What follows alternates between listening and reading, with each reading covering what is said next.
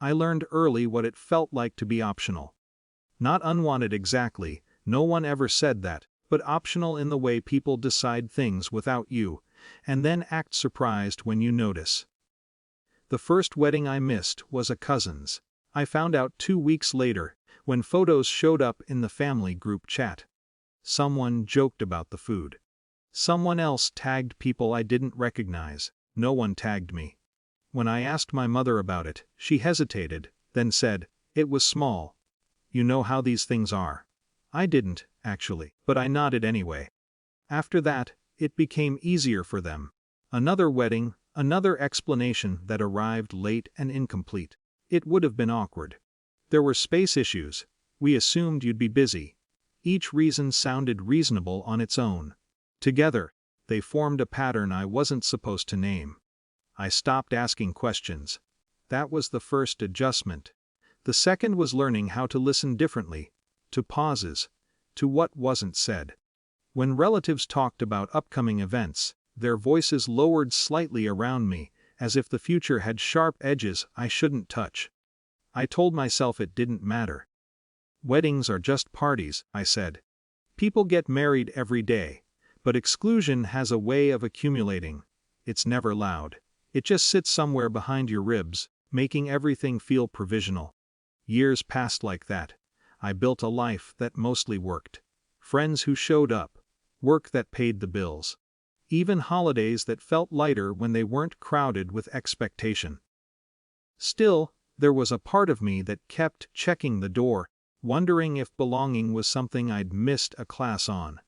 When I met the person who would eventually become my spouse, it didn't feel like a rescue. It felt calm. We were both past the age of dramatic declarations. What we shared was steadier than that. We paid attention to each other. We didn't disappear when things got inconvenient. When we decided to get married, we did it quietly. No announcement tour. No family summit. Just a decision made between two people who were already living like a team.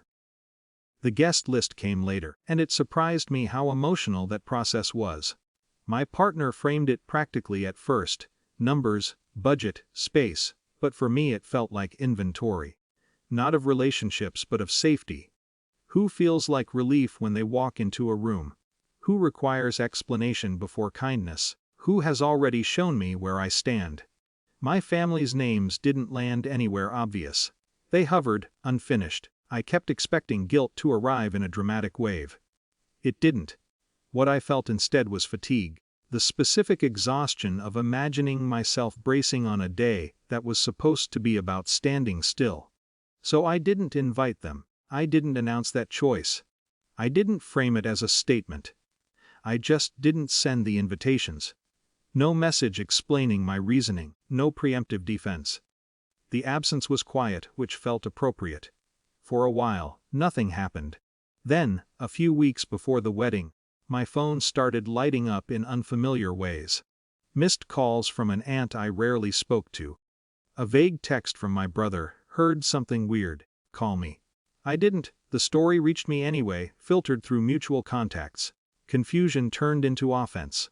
Offense reframed as concern. How could I do this? What would people think? Someone apparently suggested they should just show up. Sort it out in person. That was the moment something solid shifted, not in me, around me. The venue coordinator, someone I'd met twice, whose job it was to manage chaos with a clipboard and a calm voice, called to confirm final details. Guest list, access, contingencies.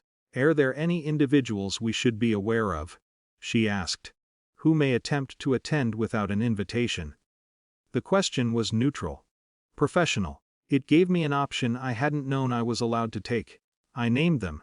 Not emotionally. Just factually. She nodded, made a note, and said, "Understood. We'll handle it." No confrontation followed. No dramatic showdown. Just procedure. On the day of the wedding, I didn't look over my shoulder. I walked into the space and felt, maybe for the first time at a family-adjacent event, unwatched. No one assessing whether I belonged. No one preparing to explain me. Later, I learned that a few relatives did try to intervene. They weren't escorted out or embarrassed. They were simply informed, politely and firmly, that the event was private. The boundary held because it wasn't mine alone anymore.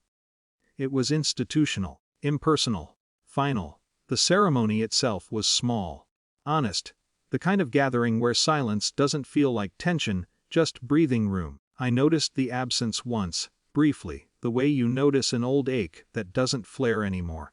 Then it passed. Afterward, there were messages, some angry, some wounded, a few that tried to rewrite history. We never said you weren't welcome. You misunderstood. This could have been handled differently. Maybe it could have. But not by me. I didn't respond right away. I didn't feel the need to correct them. For once, their version of events didn't require my participation to survive. What changed wasn't the relationship itself. It's still unresolved, still uneven. What changed was the power of their expectations. They no longer defined milestones I had to earn my way into. They no longer controlled access to joy as a form of approval. I didn't feel triumphant. I felt settled. Belonging, I learned, isn't proven by who shows up when you invite them.